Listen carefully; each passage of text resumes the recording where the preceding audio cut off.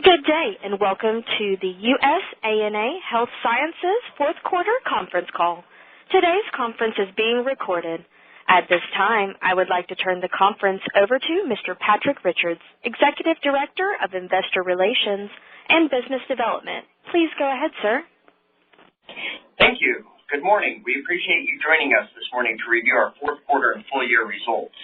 Today's conference call is being broadcast live via webcast and can be accessed directly from our website at ir.usana.com. Shortly following the call, a replay will be available on our website. As a reminder, during the course of this conference call, management will make forward-looking statements regarding future events or the future financial performance of our company. Those statements involve risks and uncertainties that could cause actual results to differ, perhaps materially, from the results projected in such forward-looking statements. Examples of these statements include those regarding our strategies and outlook for fiscal year 2020. We caution you that these statements should be considered in conjunction with disclosures, including specific risk factors and financial data contained in our most recent filings with the SEC. I'm joined this morning by our CEO, Kevin Guest, President Jim Brown, our Chief Financial Officer, Doug Hecking, as well as other executives. Yesterday, after the market closed, we announced our fourth quarter results and posted our management commentary, results, and outlook document on the company's website. We'll now hear brief remarks from Kevin before opening the call for questions. Good morning, and thank you for joining us. The fourth quarter was an excellent end to fiscal year 2019. We ran several successful promotions during the quarter, which helped contribute to the momentum in many of our markets around the world. As a result, both net sales and earnings per share exceeded our guidance. In November, we held our annual China National Meeting in Macau. This event generates a lot of excitement in the region, and attendance was strong again this year. At the event, we introduced new products that were very well received in the market. To help build on this, we also offered a product promotion following the event that focused on products that we introduced at the event. This promotion was also very successful. In other markets around the world, we ran successful promotions that highlighted Celavive, our skin and personal care line. Although we faced a fair amount of challenges throughout 2019, I'm pleased to report that we finished the year with positive momentum. As we look forward, we're optimistic about the future of USANA.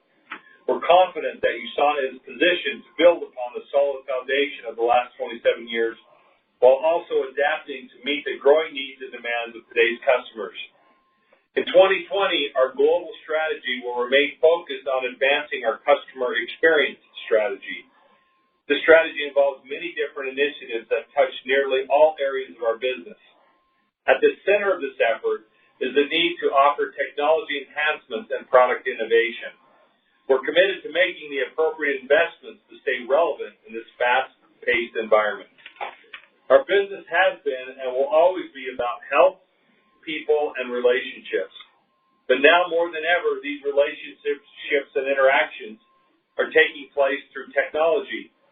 Over the last several years, USANA has made meaningful investments to ensure that we're providing our customers with the technology to support each of these factors. Equally important is our need to remain relevant from a product innovation standpoint. We will roll out several new products throughout the year across several of our product categories. These are not only products that promote better health, but they're also products that our customers are requesting, and we think they'll contribute to our growth in 2020.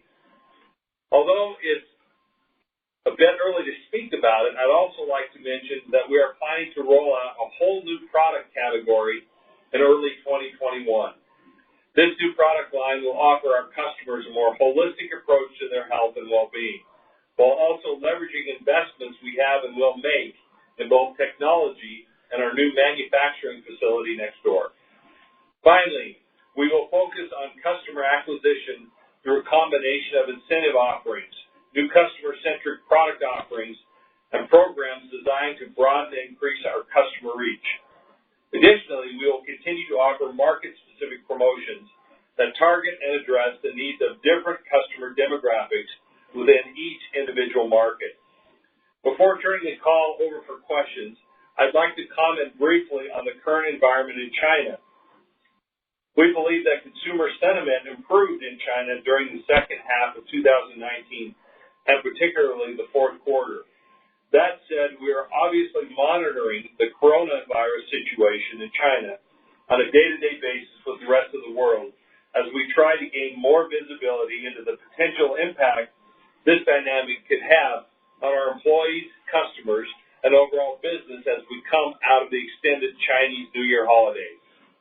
As noted in our Outlook and earnings press release issued yesterday, we are committed to providing transparency on this evolving situation and any impact to our business as we gain more visibility into the situation. I do, however, want to emphasize our confidence in our China business and our long-term growth opportunity here. Lastly, we issued a release this morning announcing that the board has authorized an additional $100 million in share repurchase authorization. This is in addition to the $30 million currently authorized, bringing the total authorization to $130 million. With that, I'll now ask the operator to please open the lines for questions. Thank you. If you would like to ask a question, please signal by pressing *1 on your telephone keypad. If you are using a speakerphone, please make sure your mute function is turned off to allow your signal to reach our equipment. Again, press *1 to ask a question. We'll pause for just a moment to allow everyone an opportunity to signal for questions. We'll take our first question from Doug Lane with Lane Research. Yeah, hi, good morning, everybody. Just want to start with sort of what you mentioned about China and the coronavirus. The outlook for 2020 was a very wide outlook, much wider than you've given in the past, and I'm sure it's the uncertainty about China and the coronavirus, but also the sales performance was good in the third quarter and the fourth quarter, but it sounds like there were sort of one-off promotions really to try to jumpstart things after the weak start to the year. So how much of that wide range next year is because of the underlying business may not be back to where you want it, and how much of that is because of the uncertainty on the coronavirus? Yeah, Doug, this is the other Doug. Hi, Doug. The wider range is almost entirely attributed to kind of the uncertainty surrounding kind of the emergence of the coronavirus. And really, it's very tough to get visibility while we're in a kind of prolonged Chinese New Year period. And so it just hasn't really been able to go back and get any early indicators as far as what that means to us. And so I think it's hopefully out of an abundance of caution, but that's what it relates to. As it relates to the promotions, we're a sales organization, and the way we grow is having families and individuals, more of those individuals take our products, and so we'll still be doing ongoing promotions, and it's just part of our business. We have been a little bit more intentional during kind of the recovery with the consumer sentiment in China, and you'll see some more of that going forward, but that's really just part of our business. Okay, that's helpful. And then, Kevin, getting back on your customer-centric strategy, you've got a huge infrastructure of associates which built the business, and like many of your peers, I understand the shift to targeting the end consumer and the end user with the promotions, but how do you strike that balance? And does this change in strategy? Well, not change, but this nuance in strategy to go to customer-centric, is that going to require tweaks to the compensation plan? So as we think about, interacting with a company, if you think about how you did your Christmas shopping this year, I'm sure it was much different than you did a few years ago. And it's not unlike our customer base. They want to and expect to interact differently as they receive their interaction and products through USANA. The customer strategy has more to do from a technology, ease of interaction and doing business than it does a compensation plan strategy change. We are fully 100% committed to our direct sellers who are out there with their businesses, and we're going to find ways to help complement their business that is additive to what we're doing and adding to their overall possibility for success, because what it comes down to is more customers consuming more products in their business equals success for them and for us. And so I mentioned an expanded product offering and a new product line. That's part of that customer-centric strategy by not being so laser-focused in a certain category, but expanding in the health arena, other product offerings that our business owners can sell as part of that strategy as well. And so we are not moving away from, by the statement of a customer-centric, we're not going direct to consumer as our business model. We're going to find creative ways through technology, through product strategies and sales. I think pricing strategy is part of the equation and interaction with the end user. But for right now, we're going to make it easier for people to do business with USANA as a whole. But again, we're not going to take those profits internally.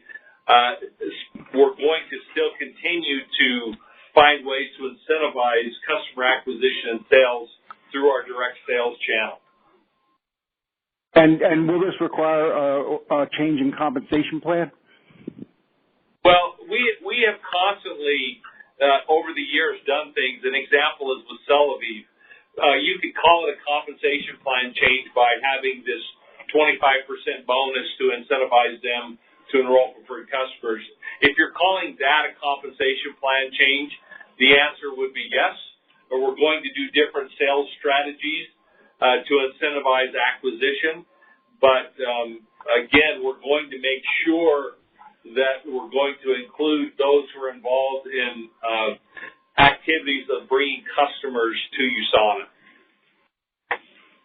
Okay, that's helpful. And just one last thing. I noticed that Dr. Wentz left the board, and as the founder of the company and spiritual leader, I wonder what the impact is on the relationship between corporate and the sales leaders.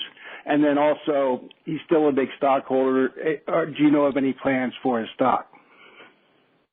So I've been literally home, I think, 2 or 3 days this year, out traveling, meeting with our distributors. I started the year off in China, been all over. I'm leaving this afternoon for other markets around the world, meeting face-to-face with our sales associates and leaders. We had over 6,000 people in Korea when I was just there a few weeks ago. And part of that was to talk about the transition of Dr. Wentz. His message to the world, which are our expectations, is that he will continue to give input and guidance from a scientific perspective in the company, and that he will continue to play a role in USANA going forward. It's a transition for him where he's not coming in for board meetings and conducting board business, but my expectation is that from what he has told us and as a company, that he will continue at some level his involvement with USANA. It's being very well received. He is 80 years old this year, and what I'm finding as I travel and talk to our customers, they are thankful that we are being very thoughtful and planning and thinking ahead from a transitional strategy with Dr. Wentz, and not waiting and letting it go on until he passes away, and then all of a sudden we have an instance on our hand. Well, what do we do? This is part of a strategic plan that's been in process and underway for quite some time, and we're continuing to execute on that strategy and that plan. And any comment with regards to his stock holdings? Has he made any comments? I don't want to speak for Dr. Wentz. That's a personal issue. He has everything that he has said to me, and I don't think he would mind me saying this publicly, even as soon as yesterday. He intends on being an active participant and a significant shareholder as of yesterday in USANA. Okay. Thank you. We have no more questions in the queue at this time. I would like to turn the conference back over to Patrick Richards. Well, thank you for your questions and for your participation on today's conference call. If you have any remaining questions, please feel free to contact Investor Relations at 801-954-7964.